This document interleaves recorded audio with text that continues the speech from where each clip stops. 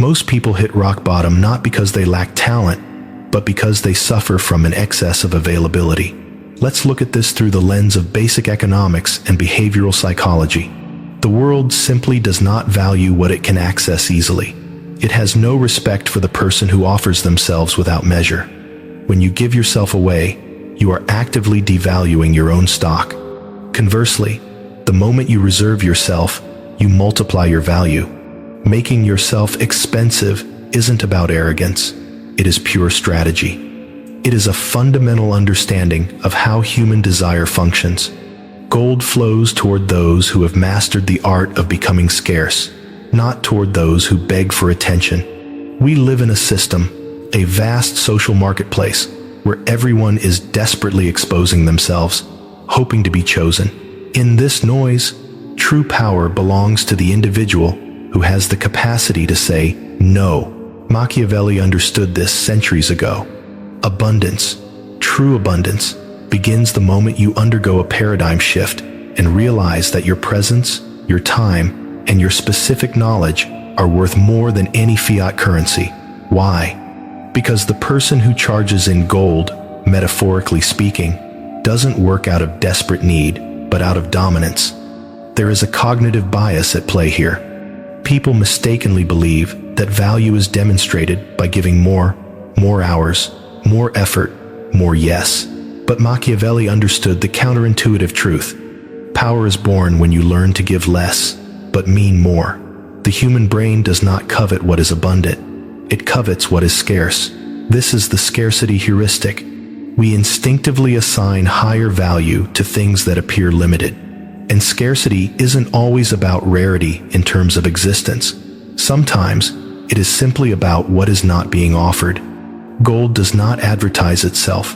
You don't see gold running ads begging to be bought. It is sought after. It doesn't chase anyone, yet everyone chases it.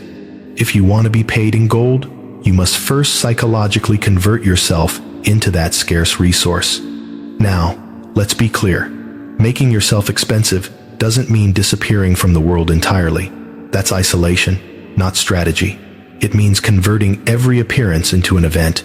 The error most creators and professionals make is believing that constant, visible consistency guarantees respect. In reality, what builds authority is distance. Silence is a form of luxury. In a world of constant dopamine hits and notifications, the person who is not always available generates mystery. The person who responds to everything instantly dilutes their own essence. In the markets of power and status, attention is the most expensive currency, and the one who administers it with cold calculation is the one who dominates. Look around you. Analyze the social dynamics. Everyone is competing to be seen, to have a constant presence, to fill the void with noise. But noise is the frequency of the needy. Men and women of high value do not scream. They attract. They do not run after opportunities. They create the gravitational pull that brings opportunities to them. When you make yourself expensive, you force the world to adjust its perception of you. This is a neurological rewiring for the people observing you. What was once ignored now becomes desired, not because the product you has changed, but because the strategy of presentation has shifted. Machiavelli wrote it without sugarcoating. He who wishes to be respected must learn to make himself feared. Now, in modern commerce and social dynamics, we don't mean physical fear. We mean respect for cost. The client must fear losing you. The ally must fear losing your loyalty. The adversary must fear not being able to buy you. That specific type of fear is your shield and your fortune. However, and this is critical, this cannot be achieved with empty pride. This is not about faking it. It's not about acting like a diva. It is about structure. Gold isn't valuable because of stories. It's valuable because of its chemical properties. When your knowledge, your skill within your niche, or your time are refined to the point where few can equal them, then you can set the price. And that price shouldn't be symbolic. It should sting. It should hurt the person paying it just a little, because psychologically, humans do not respect what does not cost them something. Try an experiment in behavioral conditioning. The next time someone asks you for something, do not respond with your usual speed. Let them wait. Observe how their anxiety grows. The longer your response takes within reason, the more value they will unconsciously assign to it when it finally arrives.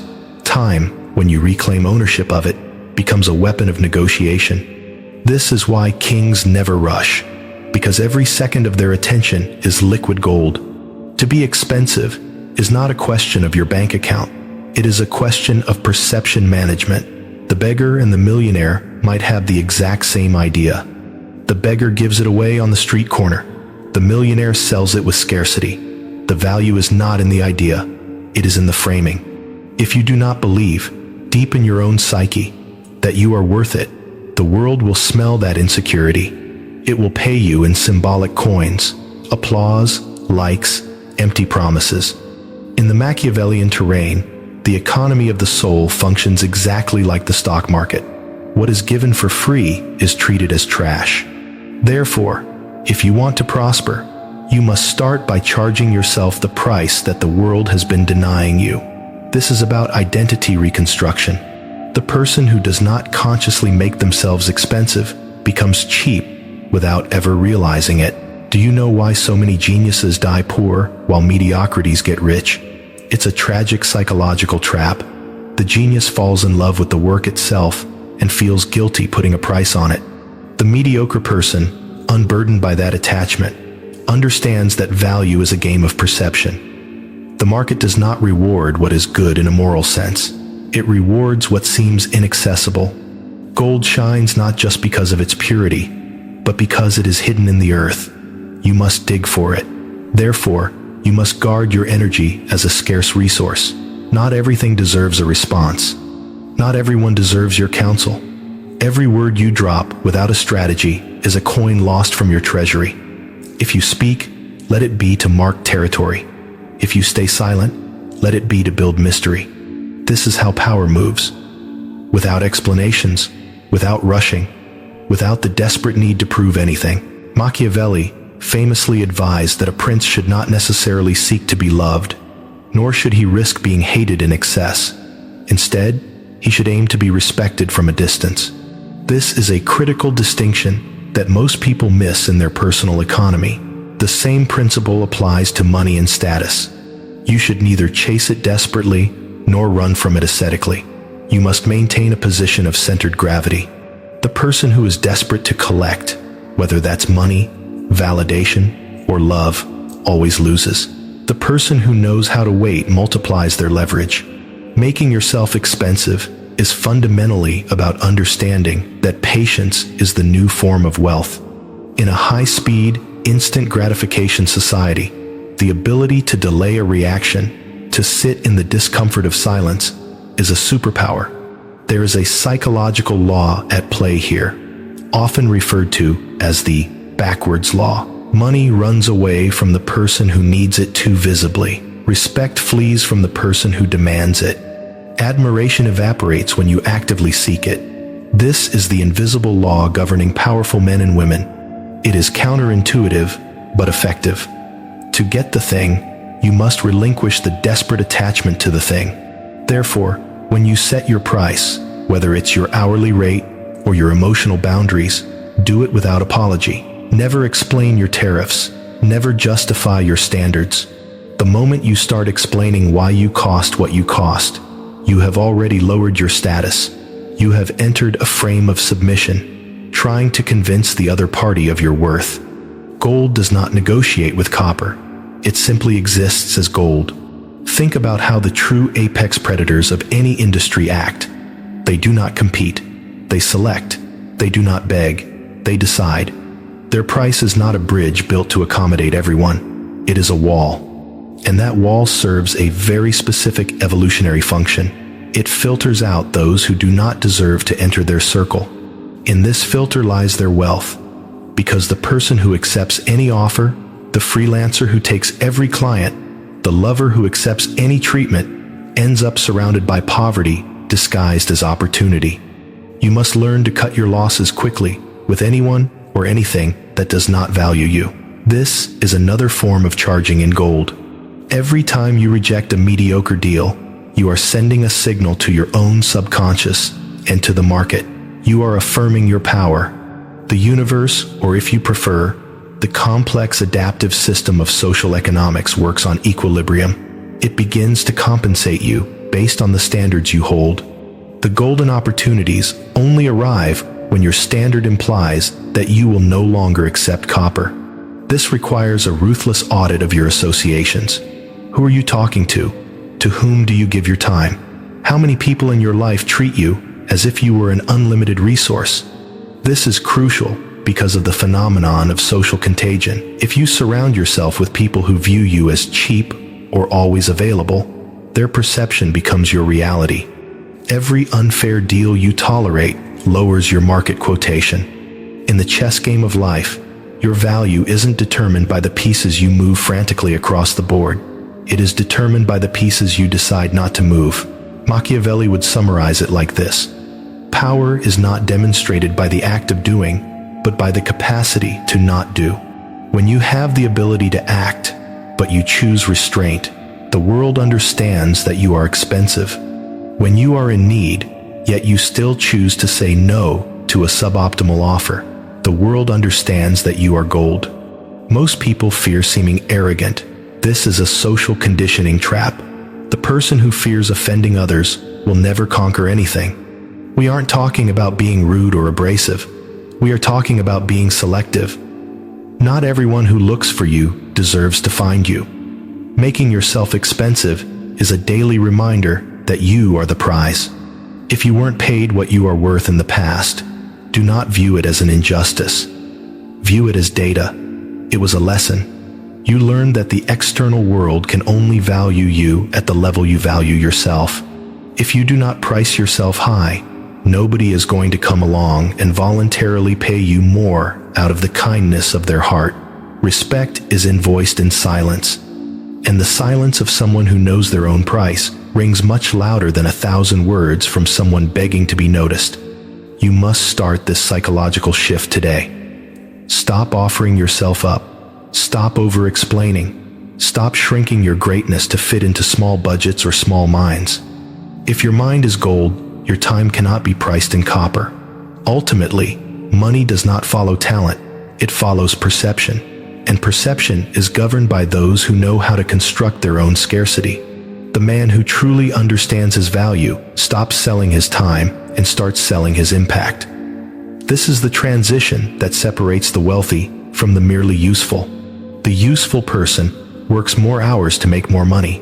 The valuable person charges for a single decision. One cold, surgical decision that changes the trajectory of everything. This isn't luck, it is mental structure.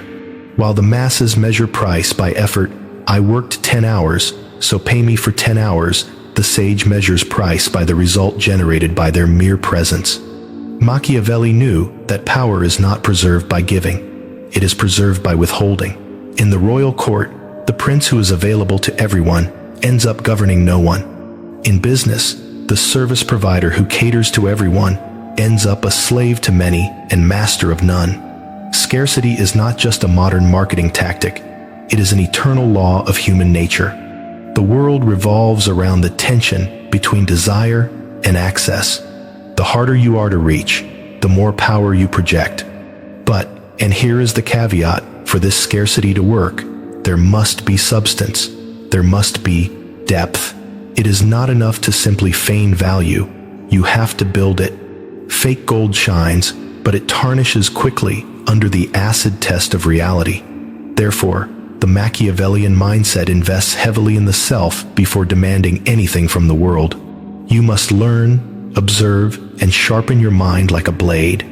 When you finally do open your mouth, every word must cut through the noise. Do not repeat the phrases of others. Do not seek approval. Do not defend yourself. Affirm. In a market where everyone is screaming, the one who speaks with absolute, terrifying calm is the one who is feared. Money, much like loyalty, is not asked for. It is provoked. And the method of provoking it is not through visible sweat and effort, but through invisible authority. The worker shows what he does. The strategist shows what he achieves. If you want to be paid in gold, stop demonstrating how hard you work. Start making it evident how much you matter. Nobody pays a premium for sweat. Everyone pays a premium for direction. Making yourself expensive isn't about raising your price arbitrarily. It is about aligning your price with the reality you are constructing. If you do not respect your own boundaries, others will violate them without a second thought. Look at any powerful figure, politicians, tycoons, spiritual leaders. They all share one characteristic: you cannot access them easily.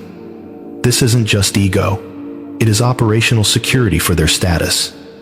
Limited access creates magnetism. The person who cannot be reached generates desire. The person who is everywhere becomes part of the background scenery. There is a massive difference between being visible and being coveted. Visibility can be bought with ad spend. Being coveted must be earned, and it is earned with a cocktail of coldness and mystery. Coldness maintains your power boundaries. Mystery multiplies your perceived value. This is why the true Machiavellian never exposes their entire life, nor do they show all their cards. They know that an excess of transparency destroys respect.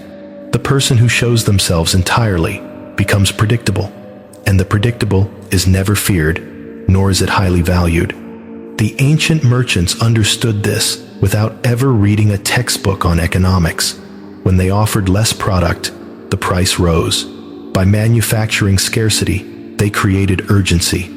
Today, this exact same principle applies to your mind and your presence. The less available you are, the more expensive you become. However, that scarcity must be coherent. It is useless to disappear if your absence carries no weight. The only way for people to miss you is if you have previously provided something that no one else can replicate. Therefore, the key is not just making yourself expensive, but making yourself irreplaceable. The replaceable person competes on price, a race to the bottom. The irreplaceable person imposes conditions. Gold does not argue with iron. In our current landscape, where everyone looks and sounds the same, individuality is the new precious metal. If your presence lacks a signature, you are interchangeable. Machiavelli would write that the prince must show himself to be human, but never common. The same applies to the man seeking to dominate money.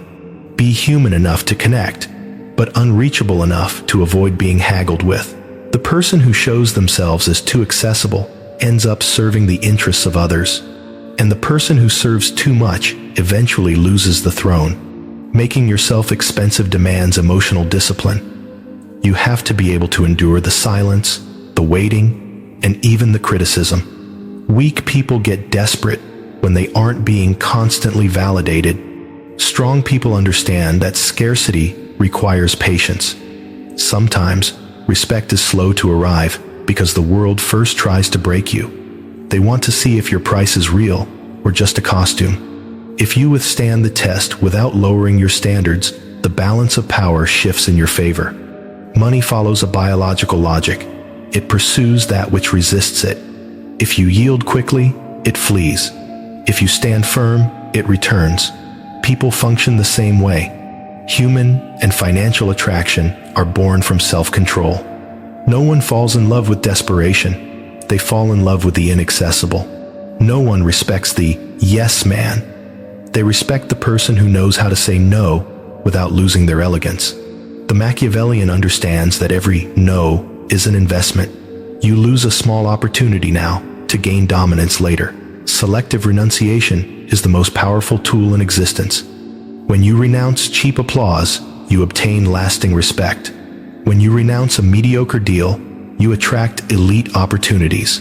When you renounce the fear of losing, you gain total freedom. The mindset of gold does not seek approval. It seeks impact. Gold does not adapt to the hands that hold it.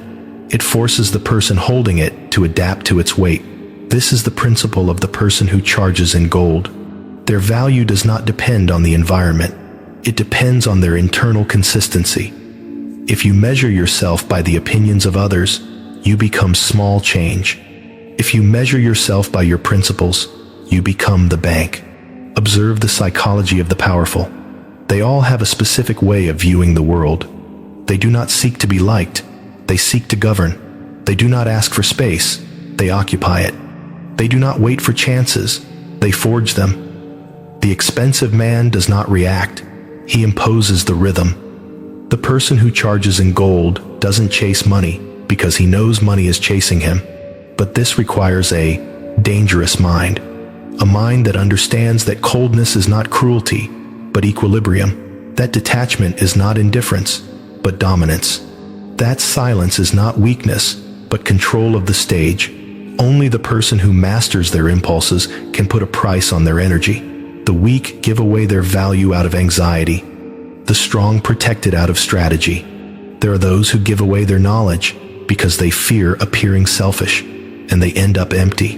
There are those who charge for their experience and are labeled arrogant, yet they are the ones who end up free. Because the person who does not charge enslaves themselves to the gratitude of others, and gratitude, in the real world, does not pay the bills. Machiavelli would teach that power must be visible, but never begged for. If the people feel pity for you, you have already lost the crown. In the modern economy, that pity takes another form. Free collaborations, unpaid favors, opportunities disguised as friendship. There is nothing more dangerous than an emotional exchange where one side gives value and the other gives empty promises. Make yourself expensive in your relationships too. Do not invest where there is no reciprocity. Money follows the energy of respect. If you do not respect yourself enough to charge what you are worth, no one else will. Because respect, like fortune, is not granted, it is perceived. The world measures you by how you present yourself. Every time you accept less than you deserve, you are training the universe to pay you in misery. The strategy of the modern prince consists of knowing when to act and when to let desire work for you. In strategic silence, there is more power than in 1,000 speeches. He who knows how to wait governs the impulses of others, and he who governs the impulse dominates the market. Therefore, if you want to charge in gold, learn to negotiate without neediness. The person who needs loses their margin. The person who chooses defines the conditions. Before entering a negotiation, repeat this mantra: I do not need to close this deal. The deal needs me. This mentality shifts the energy of the conversation because the world perceives the scarcity, and that which is scarce, by nature, is paid for dearly. Respect is not demanded with words, but with boundaries. Every time you tolerate the intolerable, your price drops. Every time you impose a border, your stock rises. It is simple. Boundaries are the language of value. It's not about becoming inaccessible out of ego, but out of coherence. Your energy, your attention, your time, these are your coins. If you spend them without criteria, you go bankrupt. Every conversation, every meeting, every post is an investment. Those who know how to invest their presence end up charging far more than those who just sell products. Because what people are really buying from you isn't the service, it is the privilege of accessing your mind. Machiavelli would warn, power is not in having, but in making them need you. If everyone can substitute you, you have no power. But if no one can replace you, you can name any price. Make yourself necessary, but not available. Present, but not predictable. Close, but unreachable. That is the equilibrium of gold. Money follows the energy of status. That is why men who make themselves expensive do not just sell, they seduce. They do not just work, they inspire. They do not just charge, they create demand. When you speak from authority, price ceases to be an obstacle and becomes a symbol. People pay more, not for the product, but for the privilege of belonging to the circle you define. Whoever dominates money understands that scarcity is a form of communication. Your silence communicates. Your absence communicates. Your slowness to respond communicates. Everything you do or do not do sends a message about what you are worth. This is why the Machiavellian guards his presence like a king. He curates his image not out of vanity, but out of operational necessity. Every gesture, every word, every calculated delay is part of the strategy. Making yourself expensive is not about isolating yourself from the world. It is about teaching the world exactly how it must treat you. You have to understand the metaphysics of this interaction. Every unfair deal you accept, every discount you permit, is a silent order you are issuing to the universe. And the universe, being a compliant system, obeys. But the moment you plant your feet and say, "This has a cost," the system begins to adjust its equilibrium in your favor. Gold does not seek approval. It does not care if it is called expensive or arrogant. It knows that its brilliance offends those who cannot afford it. You must adopt this same indifference. Do not lower your price out of a fear of seeming difficult. The fear of making others uncomfortable is the trap that keeps mediocrity in business. Power does not fear judgment, it utilizes it. Being expensive is not a mask you put on. It is a declaration. It is looking the world in the eye and saying, "I know my worth, and I have zero urgency to prove it." That calmness is what the weak confuse with coldness, but in reality, it is the core of true dominion. Because in the end, the person who makes themselves expensive doesn't just gain money. They gain time, they gain respect, and they gain control. And those are the true precious metals of the 21st century. Being expensive is not a matter of pricing. It is a matter of posture. It is a way of existing in the world. The man who makes himself expensive is distinguished not by how much he charges, but by how he behaves when he doesn't need to charge at all. Because real power begins exactly where money ceases to be an urgency. When your mind no longer scavenges for validation, your actions begin to command respect. And in any human system, respect translates into wealth. But here is where we encounter a cultural glitch. Most people confuse humility with servitude. We are taught that saying yes to everything is a sign of good manners, when in reality, it is a signal of weakness. Machiavelli would never have survived in a court by simply being nice. The world does not reward unarmed goodness. It rewards intelligence disguised as virtue. Therefore, making yourself expensive also means learning to act with courtesy, but without submission. You speak with kindness, yet there is weight in your voice. You refuse with elegance, yet there is no room for debate.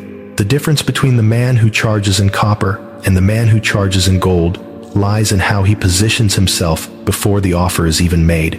The former waits, the latter imposes. Gold does not need to ask for space. Its mere presence orders the environment. This is how true dominance functions. You do not need to shout to be heard, nor insist to be chosen. It is enough to exist in total coherence with your value. Therefore, the strategic mind never negotiates from necessity, but from choice.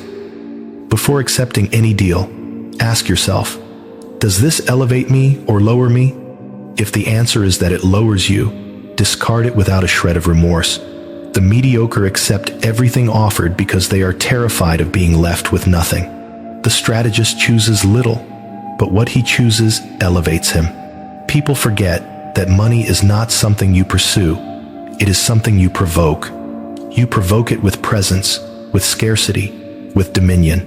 When the world feels that it needs you, price ceases to be a barrier.